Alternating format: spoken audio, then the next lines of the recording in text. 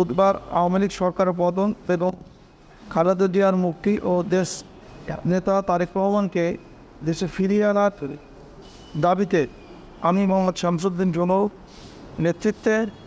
নেতৃত্বে একটি মোটরসাইকেল শোভাযাত্রা বের করি। আলফাডাঙ্গা বনমালী মধুখালী হয়ে আব্দুর রহমান টেকনিক্যাল কলেজের সামনে দিঘলিয়া বাজারে গেলে খন্দকার নাসিরুল ইসলাম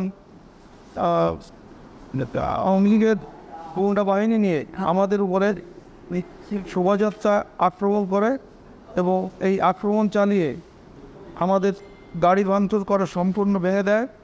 এই শোভাযাত্রায় আমার 23 জন নেতাকর্মী গুরুতর আহত হয় এবং পরবর্তীতে বড়বাড়ি ফিরে এলে দ্বিতীয় দফায় আমার ছাত্রদলের নেতা জুয়েলকে আহত করে এবং তাকে 4-5 জন নেতাকর্মীর উপরে খুব আক্রমণ করে। খন্দকার নাসির আমাদের এলাকার হুমকি দিয়েছে, তার হুকুমের বাইরে কেউ বিএনপি করতে পারবে না। কেউ যদি তার নেতৃত্বের বাইরে থেকে বিএনপি করতে চায় তাকে পিটিয়ে আহত করা হবে এবং মামলায় শাস্তি করা হবে।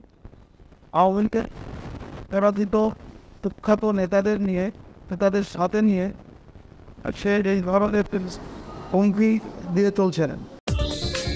দেশ বিদেশের সর্বশেষ সংবাদ সবার আগে জানতে ক্লিক করুন risingbeauty.com।